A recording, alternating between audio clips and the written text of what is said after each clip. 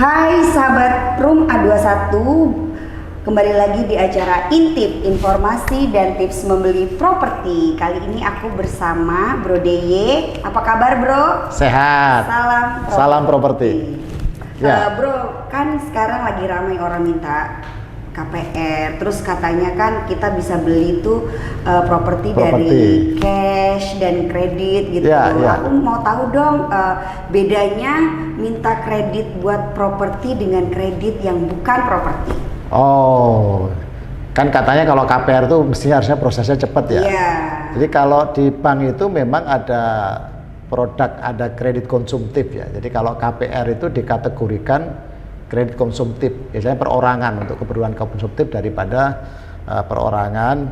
Kredit konsumtif itu ada kartu kredit, ya, ada kredit tanpa agunan, ada kredit untuk pembelian mobil, dan ada kredit untuk pembelian properti atau rumah.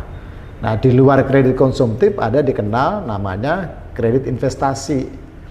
Kredit investasi itu apa? Kredit investasi biasanya jangkanya agak panjang, bisa sampai 5 tahun.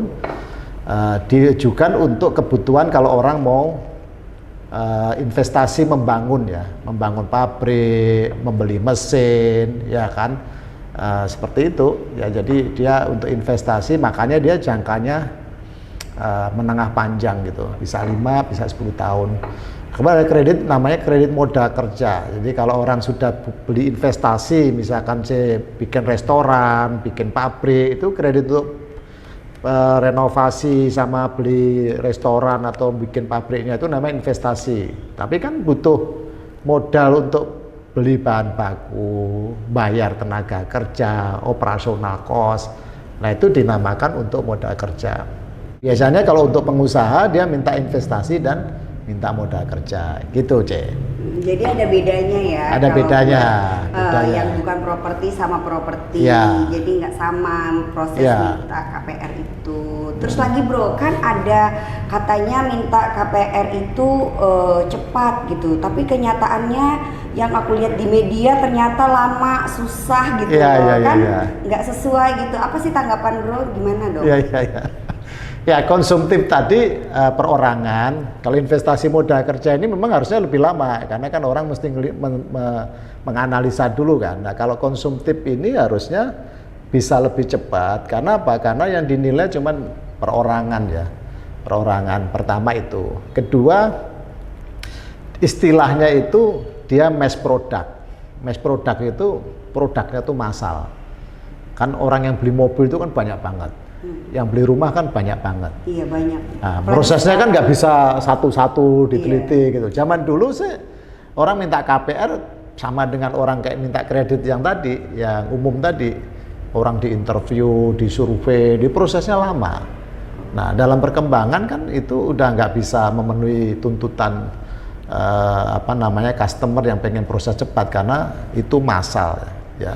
Tapi kan kalau ada di media ya, itu kan ada yang KPR instan, bisa kredit cepat, ekspres.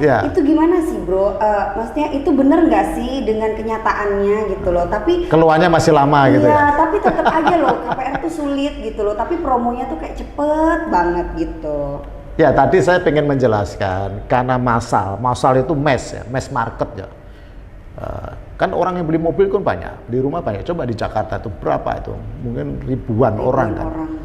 Nah, dia ada namanya, karena mass product itu ada namanya, di dalam ilmunya itu ada namanya, untuk mempercepat proses tadi, ada namanya standarisasi.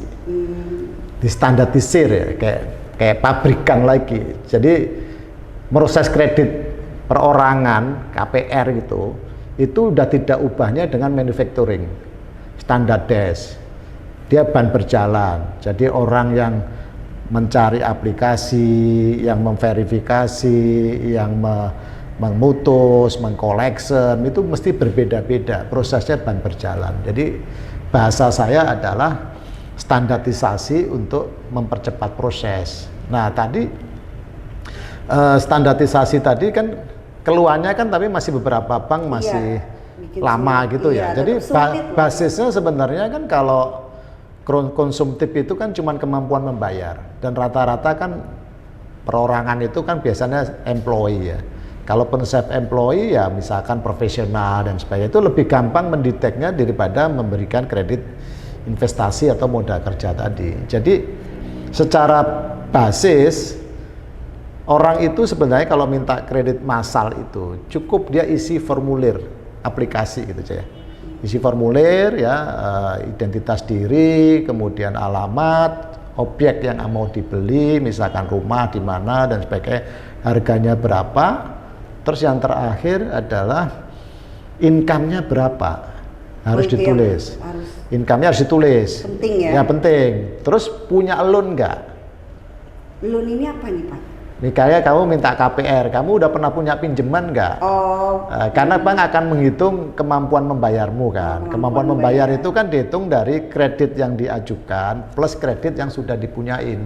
Kan ada angsuran kan. Biasanya bank mematok angsurannya sekitar 30-40% ya kan kalau di atas. Jadi basisnya hanya dua. Bank akan melihat dari sisi kemampuan membayar itu dari income-nya berapa. Dan kira-kira dengan pengajuan ini angsuran 40% tadi yang dipatok bank itu masih masuk enggak. Yang kedua adalah kolateral.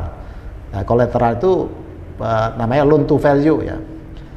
Berapa loan yang diberikan dibandingkan dengan nilai asetnya. Ya, sekarang kan ada program yang sampai 100%. Ya, kalau dulu kan harus ada 80, ada 90% gitu kan. Ada 100%. Jadi sebenarnya nilai dua. Nah, standarisasi dan kecepatan proses itu orang hanya mengisi formulir, kemudian bank punya namanya scoring system. Data itu dimasukkan di mesin scoringnya. Dia kan sudah punya database itu. Yeah. Customer yang bagus itu kayak apa, customer yang jelek itu kayak apa. Jadi begitu C dimasukkan ke data scoring system tadi, muncullah namanya score. Skornya ada thresholdnya. Kalau skornya mencapai sekian, kreditnya disetujui. Kalau mencapai di bawah ini, dia akan ditolak misalkan. Jadi prosesnya harusnya memang cepat, gitu loh. Tapi cepat. Kan banyak yang harus dicek. Yang penting cek BI-nya, cek OJK sekarang itu enggak menunggak di tempat lain. Yang sekarang katanya ada KPR instan, terus KPR ekspres yang cepat, itu apa sih, Bro? Ya, di dalam perkembangannya memang waktu orang minta KPR memang bank itu pakai scoring system. Nah, begitu bank itu sudah pengalaman 10-15 tahun, dia punya namanya portfolio management ya, portfolio risk maupun portfolio management, dan mereka bisa detect per kategori ya, misalkan portofolionya KPR-nya di developer A, developer B. Jadi beberapa bank sudah membuat program namanya KPR instan. Ya, misalkan untuk pengembang A itu kreditnya langsung disetujui sepanjang informasi kreditnya dia tidak punya tunggakan di bank lain. Jadi basis keputusannya kalau tadi di scoring dia basisnya adalah portofolionya yang di dalam bank yang dari sources dari developer tadi sudah kelihatan bagus. Ya dia otomatis disetujui. Jadi scoringnya basisnya adalah portofolio. Oh, itu yang bikin instan. Ya itu bisa instan. Tapi ada juga yang bilang adalah KPR pre-approve. Apalagi? Pre-approve itu kan disetujui di depan. Oh, tapi belum tahu di belakangnya. Atau gimana sih? Ya enggak. Pre-approve kan nasabah bank itu sebenarnya kan ada dua. Ya, yang tadi mungkin yang instan itu biasanya diberikan untuk new to bank. Dia pembeli properti di developer yang bukan nasabah bank. Jadi saya misalkan bank ada nasabah beli di perumahan A gitu, tapi dia bukan nasabah saya. Tapi saya udah tahu profil daripada quality dari nasabah-nasabah yang kita biayai di developer itu cukup bagus misalkan. Itu kan pakai instant approval.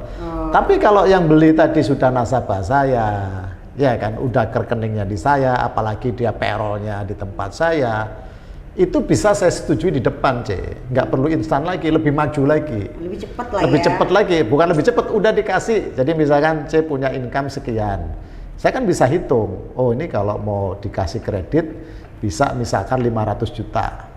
Jadi saya kasih kredit 500 juta, silahkan digunakan untuk beli rumah. Rumahnya bisa nyari dimanapun. Berarti memang banyak nggak semuanya bisa instan ya nggak kan. bisa semua, ada Nggak instan, segampang ada itu pre-approve, juga. ya kan, ada yang Tapi, reguler. Jadi terima kasih buat Bro Deye udah mau mampir.